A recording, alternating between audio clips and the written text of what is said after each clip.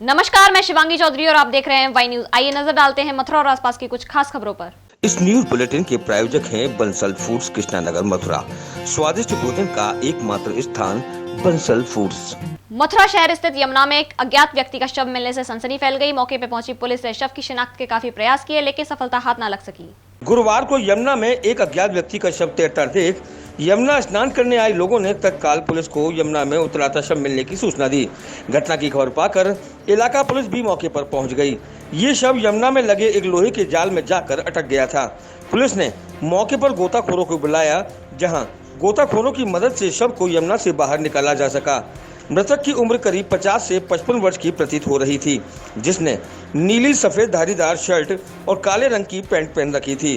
Police ने शव की तलाशी ली, लेकिन ऐसा कुछ भी नहीं मिला जिससे कि मृतक की शिनाख्त हो सके। पुलिस का मानना था कि यह शव एक दिन पुराना हो सकता है। शव की सूचना पाकर आसपास के लोगों की भीड़ भी वहां इकट्ठा हो गई। मृतक के शरीर पर ऐसा कोई निशान नहीं था जिससे कि उसके साथ कोई अनहोनी की आशंका जताई जा सके। मृतक की शिनाख्त न हो पाने के कारण पुलिस ने उसके शव को पोस्टमार्टम के लिए भेज दिया। मथुरा के गांव अड़िंग क्षेत्र में विद्युत लाइन टूटकर गिरने से किसानों की लाखों रुपए की फसल में आग लग गई। मौके पर पहुंचे फायर कर्मियों ने जब तक आग पर काबू पाया, तब तक किसानों की मेहनत मिट्टी में मिल चुकी थी। गोवर्धन के गांव अड़ीम में गुरुवार को दोपहर 2 बजे 11 केवी लाइन के तार से निकली चिंगारी से खेत में खड़ी गेहूं की फसल में आग लग गई। श्रमिकों ने आग बुझाने का काफी प्रयास किया, लेकिन करंट प्रवाहित होने के कारण वो आग के नजदीक नहीं जा सके। लाइनमैन को सूचना देकर बिजली सप्लाई बंद करवाई गई। हम आपको बता दें कि गांव अड़ींग में 11 केवी लाइन में उठी चिंगारी के कारण गांव के ही बिहारी लाल यादव पुत्र मंगतू राम, पूरन यादव पुत्र मदन यादव, राजू पुत्र जगदीश के खेत में खड़ी गेहूं की फसल में आग लग गई, जिसमें लगभग किसानों का लाखों से अधिक नुकसान हुआ है। आग लगने की सूचना पर दौड़े ग्रामीणों ने पानी डालकर आग बुझाने की कोशिश की, तब तक गेहूं की फसल जलकर राख हो गई। सूचना देने के उपरांत देरी से पहुंची फायर ब्रिगेड और 112 पीआरवी पुलिस ने बमुश्किल आग पर काबू पाया। वहीं किसानों ने बिजली विभाग के खिलाफ नाराजगी जताई और शासन प्रशासन से मुआवजे की मांग की। लाइट के द्वारा लगी हुई, लाइट काटते लगे डंपर पर 2.5 साल लगती है। तो आपने किसी को सूचना दी मौके पर? मौके पे एसडीओ को फोन करो, ये काम ना उठाया, बिजली वाली ये थाड़े अब आई मारे तो बाल मुकदमा लग जाए। 112 नंबर पे कॉल की थी आपने? 112 पे कल रही, 112 सुनाई नहीं आई तो आँच इतनी बार रही कि बिंद को हमने सारो दियो कि हमें आदमी को नंबर दे दो, गोवर्धन तरफ भाग के सब। लगभग कितने का नुकसान हुआ हुआ भैया समझो 3 बीघे को 3 बीघे आई 1 लाख को मानो 90-30 हज़ार रुपये बीघे को गेहूँ बैठ लो किसान को 1 लाख के करीब नुकसान है। 3 किसान है। हिंदूवादी कार्यकर्ताओं ने बुधवार को मथुरा के गोवर्धन में एकत्रित होकर एसडीएम के नाम एक ज्ञापन सौंपा। वहीं उन्होंने गोवर्धन क्षेत्र की मस्जिदों से लाउड स्पीकर हटाने की मांग की। मथुरा के गोवर्धन में बुधवार को हिंदूवादी कार्यकर्ताओं ने बस स्टैंड के एकता तिराहे पर एकत्रित होकर गोवर्धन क्षेत्र की मस्जिदों में लगे लाउड स्पीकरों को हटाने के लिए जिला प्रशासन से मांग की है। उन्होंने क्षेत्रीय एसडीएम के नाम एक ज्ञापन नायब तहसीलदार विजय शर्मा को दिया। हिंदूवादी कार्यकर्ता धीरज कौशिक ने बताया कि मस्जिदों पर लगे लाउड स्पीकर के माध्यम से तेज आवाज में अजान करने से बच्चों की पढ़ाई में व्यवधान पैदा हो रहा है, जबकि बोर्ड की परीक्षाएं सर पर हैं। उन्होंने कहा कि अजान के वक्त बुजुर्गों और स्थानीय लोगों को भी सुनने में परेशानी हो रही है। इस समस्या से निजात पाने के लिए एसडीएम राहुल यादव के नाम ज्ञापन नायब तहसीलदार विजय श्याम को सौंपा। वहीं इस समस्या से थाना प्रभारी प्रदीप कुमार को भी अवगत कराया गया है। देखिए, यहाँ सभी हिंदू भावनाओं को लेकर सभी हिंदू यहाँ जो एकत्रित हुए हैं हमारे भाई बंधु, इनकी सबकी भावनाएं आहत हो रही हैं। जो मस्जिदों से बहुत तेज आवाज़ में लाउड स्पीकर बज रहे हैं, ये हिंदू धार्मिक बाहुल्य क्षेत्र है। यहाँ पे मंदिरों के स्पीकर पहले प्रशासन के द्वारा बंद करवा दिए गए थे, जो कि मस्जिदों के स्पीकर बरकरार चालू हैं और जिनसे हम लोगों को परेशानी होती है। इतनी तेज आवाज़ होती है, अगर उनको अजान पढ़नी है तो अपने एक बंद कमरे में पढ़ें, अपनी मस्जिद में अंदर पढ़ें। हम लोगों को नहीं सुननी है अजान आपकी, आप क्यों ज़बरदस्ती इतनी तेज वॉल्यूम में अजान बजाते हो? इसके बारे में आप क्या बच्चों को पढ़ाई करनी होती है, कोई और किसी के घर में कोई परेशानी होती है, कुछ भी होता है, उनको अजान करनी होती है। हम लोगों को सुनने की इच्छा नहीं है। इस पर जो है लाउड स्पीकर के संदर्भ में है कि जो मस्जिदों में या फिर तेजी से लाउड स्पीकर बजते हैं, उसके संदर्भ में है कि लोगों को परेशानी हो रही है। इस संदर्भ में है, इसके संदर्भ में जो भी आवश्यक कार्रवाई होगी वो प्रशासन के द्वारा, पुलिस के द्वारा की जाएगी। फरीदाबाद पुलिस ने रॉकी हत्याकांड में शामिल 4 मोस्ट वांटेड इनामी बदमाश गिरफ्तार कर लिए हैं। बता दें कि 12 नवंबर 2020 को हथियारबंद बदमाशों ने ताबड़तोड़ फायरिंग करते हुए रॉकी की हत्या कर दी थी। फरीदाबाद पुलिस आयुक्त ओपी सिंह द्वारा अपराधियों को धरपकड़ करके अपराधों पर अंकुश लगाने के निर्देशों पर कार्रवाई करते हुए क्राइम ब्रांच अपराधियों की धरपकड़ में लगी हुई है। इसी कड़ी को दोहराते हुए क्राइम ब्रांच सेक्टर 17 और क्राइम ब्रांच सेक्टर 30 ने संयुक्त रूप से कार्य करते हुए हत्याकांड के बाद फरार चल रहे फरीदाबाद जिले में 4 मोस्ट वांटेड अपराधियों को गिरफ्तार करने में सफलता प्राप्त की है। गिरफ्तार किए गए आरोपियों में बैसरावाली निवासी विनोद उर्फ बिन्नी और राहुल उर्फ नन्नू पलवल के चांदहट निवासी अजीत और तिगांव निवासी कपिल का नाम भी शामिल है। आरोपी विनोद उर्फ बिन्नी पर 50,000 का इनाम और शेष 3 आरोपियों पर 25-25 हज़ार रुपये का इनाम घोषित है। वारदात के बाद गिरफ्तारी से बचने के लिए सभी आरोपियों ने अपना ठिकाना राजस्थान के अलवर जिले के एक सुनसान एरिया में बना रखा था। क्राइम ब्रांच द्वारा बदमाशों की गिरफ्तारी के लिए लगातार छापेमारी कार्रवाई की जा रही है। अतः क्राइम ब्रांच की टीमों ने संयुक्त कार्रवाई करते हुए चारों मोस्ट वांटेड इनामी बदमाशों को राजस्थान से गिरफ्तार करने में कामयाबी हासिल की है। आज मैं क्राइम ब्रांच को बधाई देना चाहूँगा। आज एक बड़ा साथी अपराधी बिन्नी है जिस पर 50,000 का इनाम था, उसके 3 और साथी हैं जिसके ऊपर 25-25 हज़ार का इनाम था। तो हमारे क्राइम ब्रांच की गिरफ्त में अलवर से आए हैं, उनकी गिरफ्तारी कर ली गई है। और ये बड़े सातिर और संगठित अपराधी गिरोह है और इनका प्रतिद्वंदी कुल्लू, जिसको फ्रैक्चर गैंग बोलते हैं, वो हुआ करता था। तो इन दोनों की आपस में लड़ाई चलती रहती थी वसूली और इलाके के नाम पर। ये गुंडे हैं। तो पहले अन्नी की हत्या हुई थी कुलदीप गैंग के द्वारा, उसमें कुलदीप गिरफ्तार हो गया था। तो बदले की कार्रवाई में बिन्नी ने कुलदीप के भाई रॉकी की हत्या की थी नवंबर के महीने में। तब से ये फरारी काट रहा था। मैं अपनी टीम को बधाई देना चाहूँगा, हमारी जो पुलिस टीम है, कि इन्होंने बड़े मेहनत करके और दिन रात एक करके इनको फाइनली अलवर से गिरफ्तार किया है। यहाँ रुकेंगे एक छोटे से ब्रेक के लिए। कॉपर यानी anti microbial, anti fungal, anti inflammatory तथा एंटीऑक्सीडेंट जैसे बहुमूल्य गुणों का खजाना। विश्व भर के डॉक्टरों का मानना है कि हमारी 80% बीमारियां डाइजेस्टिव सिस्टम से जुड़ी होती हैं। कॉपर कैंसर, जोड़ों के दर्द तथा अर्थराइटिस जैसी भयानक बीमारियों की रोकथाम में भी मदद करता है। कॉपर के इन्हीं खूबियों को ध्यान में रखकर माँ श्री कॉपर बनाते हैं सबसे बेहतरीन कॉपर प्रोडक्ट्स। ISO 9001 और 2015 सर्टिफाइड कंपनी माँ श्री कॉपर के पास है कॉपर से बने प्रोडक्ट की विशाल रेंज। संपर्क करें 8057799999 पर। Maa Shri copper, pure copper is our promise. Break के बाद फिर आपका स्वागत है। फरीदाबाद के JC बॉस YMCA विश्वविद्यालय परिसर में कोरोना टीकाकरण शिविर का आयोजन किया गया, जिसमें 45 वर्ष से अधिक उम्र वाले सभी कर्मचारियों को वैक्सीन लगाई गई। फरीदाबाद के KGC बोस YMCA विश्वविद्यालय के परिसर में 1 दिवसीय विशेष कोविड-19 टीकाकरण शिविर का आयोजन किया गया, जिसमें कुलपति प्रोफेसर दिनेश कुमार ने सबसे पहले वैक्सीन लगवाकर टीकाकरण अभियान का शुभारंभ किया और कोरोना वायरस से रोकथाम के लिए कर्मचारियों को कोरोना टीकाकरण में हिस्सा लेने के लिए प्रोत्साहित किया। इसके बाद विश्वविद्यालय में कार्यरत 45 वर्ष से अधिक उम्र वाले सभी कर्मचारियों को वैक्सीन लगाई गई। कुलपति प्रोफेसर दिनेश कुमार ने बताया कि लगातार बढ़ रहे कोरोना के मामलों को देखते हुए परीक्षाओं को ऑनलाइन मोड पर करवाने का फैसला लिया गया है और विद्यार्थियों को मास्क पहनने और उचित दूरी बनाए रखने के भी निर्देश दिए गए हैं। ये वैक्सीनेशन बहुत इम्पोर्टेंट चीज़ है और हम सब लोगों को जो गवर्नमेंट ने जिसकी तरह से रूल बनाए अपने कि 45 वर्ष से ऊपर वालों को भी दी जा रही है, सबको वैक्सीनेशन कराना चाहिए। और क्योंकि कई बार ये देखा गया है कि सोशल डिस्टेंसिंग का पालन नहीं हो पाता या मास्क नहीं लगा पाते, इसलिए ये बहुत ज़रूरी हो गया है कि वैक्सीनेशन तो ज़रूर हो। हालांकि मैं ये भी कहना चाहूँगा कि अपने स्टूडेंट्स के लिए कि अभी हमने देखा हमारी यूनिवर्सिटी में भी कुछ केसेस निकले और उन केसेस से अब ऐसा माहौल बन गया कैंपस में कि सब लोग डर गए हैं। तो सभी स्टूडेंट से मेरी अपील है कि उनको भी सोशल डिस्टेंस का पालन करना चाहिए, मास्क लगाना चाहिए।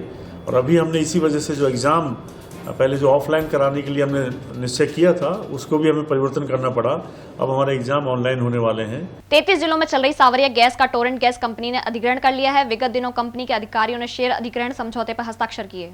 टोरेंट गैस ने अपने पूर्ण स्वामित्व वाली सहायक कंपनी के माध्यम से सावरिया गैस के प्रवर्तकों के साथ कंपनी के अधिग्रहण के लिए शेयर खरीद समझौते पर हस्ताक्षर किए। सावरिया गैस के पास मथुरा के भौगोलिक क्षेत्र में कंप्रेस्ड नेचुरल यानी कि CNG और पाइप नेचुरल गैस यानी कि PNG प्रदान करने के लिए पेट्रोलियम और प्राकृतिक गैस नियामक बोर्ड का प्राधिकार है। ये समझौता PNGRB से अनुमोदन और अन्य स्थानों की पूर्ति के अधीन है। टोरेंट गैस के निदेशक जीनल मेहता ने हस्ताक्षर करने के अवसर पर जारी किए गए बयान में कहा कि हम सावरिया गैस के अधिग्रहण की घोषणा करते हुए खुश हैं, जो पूरे भारत में 33 जिलों में हमारी उपस्थिति को बढ़ाता है। सावरिया गैस अधिग्रहण 3 वर्षों में CGD क्षेत्र में हमारा चौथा अधिग्रहण है। फरीदाबाद के बल्लभगढ़ स्थित सेक्टर 3 के शिव मंदिर में रखे दान पात्र को तोड़कर एक चोर करीब 40,000 रुपए लेकर फरार हो गया। यह पूरा मामला CCTV कैमरा में कैद हो गया। बल्लभगढ़ के सेक्टर 3 स्थित शिव मंदिर में बीते मंगलवार रात करीब 1:30 बजे मंदिर की दीवार कूदकर चोरों ने मंदिर के दान पात्र को तोड़कर करीब 40,000 रुपए चुरा लिए। मंदिर के पुजारी ने बताया कि रात करीब 1:30 बजे मंदिर में 25 से 26 साल का युवक मंदिर में घुसते हुए CCTV कैमरे में देखा गया। मंदिर के अंदर 5 दान पात्र रखे हुए हैं, जिसमें से चोर ने 3 दान पात्रों को तोड़कर पैसे चुराए। मंदिर के पुजारी ने बताया कि चोर मंदिर के अंदर 40 मिनट तक यहाँ वहाँ घूमता हुआ नजर आया। पहले उसने शिवलिंग के पास रखे दान पात्र को तोड़ने की कोशिश की। जब दान पात्र नहीं टूटा तो उसने दूसरे और दान पात्रों को तोड़कर पैसे चुराकर फरार हो गया।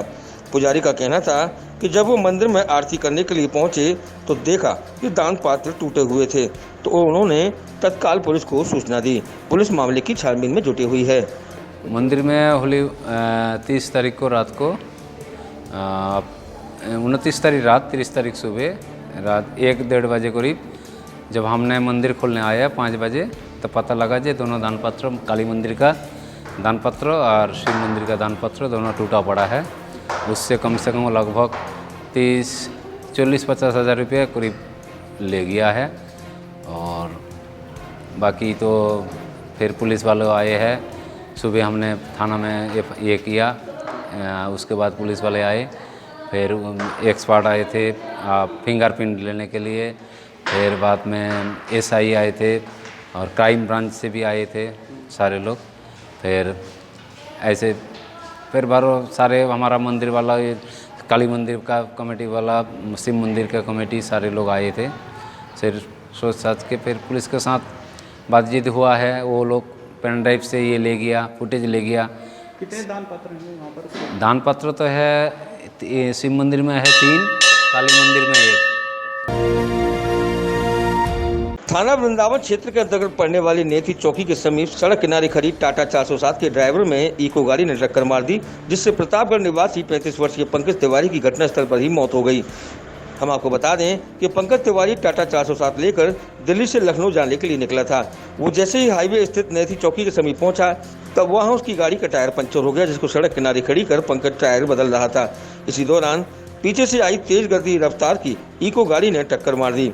टक्कर इतनी जबरदस्त थी कि इको गाड़ी के परखच्चे उड़ गए और ट्रक ड्राइवर लगभग 10 फुट दूर जाकर गिर गया, जिससे उसकी घटनास्थल पर ही मौत हो गई। मौके पर पहुंची पुलिस ने मृतक के शव को कब्जे में लेकर पोस्टमार्टम के लिए भेज दिया, जहां पोस्टमार्टम गृह पर पहुंचे परिजनों ने इस घटना के बारे में जानकारी दी। घटनाएं हुई कि 14 फुटी गाड़ी थी जो कि मान लेकर लखनऊ जा रहे थे। टायर पंचर हो गया, उसके लिए गाड़ी खड़ी करके नीचे टायर स्टेपनी चेंज करने के लिए जैसे ही नीचे उतर टायर के पास खड़े थे, पीछे से इको ने आया और पीछे से मार दिया, जो कि कम से कम 20 या 30 फुट दूरी जा कर के गिरे। इको का नंबर है UP 85 CT 1176। यह है इको का गाड़ी का नंबर, जो कि पीछे से आके खड़ी गाड़ी में मार दिया। गाड़ी आधा गाड़ी के साथ में ड्राइवर को मारा, जो कि 20-30 फुट दूरी पे जाके गिरा। गिरने के बाद ऑन द स्पॉट। कोरोना की बढ़ती तीसरी लहर को लेकर केंद्र और राज्य सरकार द्वारा वैक्सीनेशन में तेजी लाने का निर्णय लिया गया है। इसी के अंतर्गत मथुरा में गुरुवार को 60 साल से ऊपर और 45 से 60 साल तक के लोगों का टीकाकरण अभियान चलाया गया, जिसमें लोगों ने बढ़ चढ़कर हिस्सा लिया। शासन द्वारा मार्च के महीने में मथुरा के स्वास्थ्य विभाग को 58,269 लोगों को वैक्सीन लगाने का लक्ष्य दिया गया था, लेकिन स्वास्थ्य विभाग ने 43,000 लोगों को वैक्सीन लगाकर अपना 75% लक्ष्य पूरा कर लिया है, जबकि शासन के निर्देश पर 1,60,000 लोगों का टीकाकरण होना है। गुरुवार को भी सैकड़ों लोगों ने कोविडशील्ड का टीका लगवाया। इस संबंध में नोडल प्रभारी डॉक्टर राजीव गुप्ता ने बताया कि वृंदावन में भी 11 स्थानों पर टीकाकरण अभियान चलाया गया। वहीं ग्रामीण क्षेत्र में किसान अपनी फसल काटने में व्यस्त हैं, लिहाजा टीकाकरण पर वो ज्यादा ध्यान नहीं दे पा रहे हैं। इसके लिए टीमें गठित की गई हैं, जो शाम को गांव-गांव जाकर टीकाकरण करेगी। उन्होंने टीकाकरण कराए जाने के बावजूद मास्क और सोशल डिस्टेंसिंग पर जोर दिया। देखिए, जैसा कि आप लोग समझ ही रहे हैं, कोविड के केसेस पूरे प्रदेश में जो है हाई लेवल पे जा रहे हैं। लगभग लग रहा है कि सेकेंड वेव महाराष्ट्र में प्रारंभ हो चुकी है और भी कतिपय राज्यों में एकदम से बढ़ रहे हैं। हमारे राज्य में भी आज की अगर बात करें तो 1000 के करीब हैं, और अगर मथुरा की बात करें तो आज मथुरा में भी 21 केस निकले हुए हैं। तो इसको देखते हुए गवर्नमेंट ऑफ इंडिया ने और गवर्नमेंट ऑफ उत्तर प्रदेश ने यह निर्णय लिया है कि क्योंकि कोविड का कोई इलाज तो हमारे पास है नहीं, केवल वैक्सीनेशन ही एकमात्र साधन है या कोविड एप्रोप्रिएट बिहेवियर, ये दो मात्र साधन हैं जिनको प्रयोग करके हम जो है इससे बच सकते हैं कोविड से। तो गवर्नमेंट ने ये निर्णय लिया है कि अभी तक जो हम 60 साल से ऊपर के लोगों को और 45 से 60 साल के लोगों को टीकाकरण कर रहे थे कोमॉर्बिड वालों को, उसको बढ़ा के अब 45 वर्ष के से ऊपर के सभी व्यक्तियों का, महिलाओं का, पुरुषों का टीकाकरण किया जाएगा। और इसके लिए जो जनपद मथुरा में अभी तक हमें 58,269 का लक्ष्य मार्च में दिया था, उसके अगेंस्ट हमने करीब 43,000 लोगों को टीकाकृत करते हुए और जो हमने अचीवमेंट लिया है वो करीब 75% लोगों को लगा लिया है। तो अब जनपद मथुरा को आने वाले माह में 1,60,000 का टीकाकरण करने का लक्ष्य सरकार द्वारा दिया गया है। इस क्रम में आज हमें आगरा से देर रात में वैक्सीन और प्राप्त हो जाएगी। आज इस टीकाकरण का प्रथम दिवस था, परंतु ग्रामीण क्षेत्रों में मैं भी घूम के आया हूँ। शहरी क्षेत्र में बड़ा उत्साह है लोगों में, लोग आ रहे हैं। जिला अस्पताल में भी काफ़ी लोगों ने टीकाकरण कराया है और हमारे जो अर्बन PSCs हैं वहाँ पे भी लोग आ रहे हैं। 11 साइट आज अर्बन में लगी हुई थी, वृंदावन में साइटों पे अच्छा टीकाकरण रहा है। महारानी अवंतीबाई लोधी संगठन द्वारा होली मिलन समारोह का आयोजन किया गया। होली मिलन समारोह में राधा कृष्ण द्वारा फूलों की होली लोगों के बीच आकर्षण का केंद्र रही। कान्हा की नगरी मथुरा में बसंत पंचमी से ही होली का डांडा गड़ जाता है और मथुरा में 40 दिनों तक होली अनवरत चलती है। देश विदेश से भारी संख्या में श्रद्धालु भक्त मथुरा में होली खेलने के लिए पहुंचते हैं। इसी क्रम में महारानी अवंतीबाई लोधी रजिस्टर्ड संस्था द्वारा होली मिलन समारोह का कार्यक्रम आयोजित किया गया। इस कार्यक्रम में लोधी समाज के लोगों ने शिरकत कर एक दूसरे को गुलाल लगाकर गले मिलकर बधाइयां दी। तो वहीं कार्यक्रम में मयूर नृत्य और फूलों की होली के विभिन्न कार्यक्रम आयोजित किए गए, जिसका मौजूदा समाज के लोगों ने जमकर आनंद लिया और तालियां बजाई। कार्यक्रम में 4 चांद तब लग गए जब राधा कृष्ण के स्वरूप ने समाज के लोगों के बीच जाकर फूलों की होली खेली। जी सर, ब्रज में होली बहुत अलग तरीके की होती है और बहुत बढ़ चढ़ के होती है। तो एक यही उद्देश्य लेते हुए हमने ये कार्य किया है हमारी समिति द्वारा होली का, और अलग दिशा ले आने के लिए हम ये कार्यक्रम करा है और समाज के लिए जो समाज जुट होए और उसी प्रकार के लिए किया है। कार्यक्रम में फूलों की होली है, रंगारंग प्रोग्राम, फूलों की होली रंगारंग प्रोग्राम किया गया है। राधा कृष्ण का प्रोग्राम किया गया है। भोलेनाथ जी की झांकी निकाली गई है। फिलहाल इस बुलेटिन में इतना ही। देखते रहें वाई न्यूज़। नमस्कार। कॉपर यानी anti microbial, anti fungal, anti inflammatory तथा एंटीऑक्सीडेंट जैसे बहुमूल्य गुणों का खजाना। विश्व भर के डॉक्टरों का मानना है कि हमारी 80% बीमारियां डाइजेस्टिव सिस्टम से जुड़ी होती हैं। कॉपर कैंसर, जोड़ों के दर्द तथा अर्थराइटिस जैसी भयानक बीमारियों की रोकथाम में भी मदद करता है। कॉपर के इन्हीं खूबियों को ध्यान में रखकर मां श्री कॉपर बनाते हैं सबसे बेहतरीन कॉपर प्रोडक्ट्स। ISO 9001 और 2015 सर्टिफाइड कंपनी मां श्री कॉपर के पास है कॉपर से बने प्रोडक्ट की विशाल रेंज। संपर्क करें 8057799999 पर। Maa Shri copper, pure copper is our promise.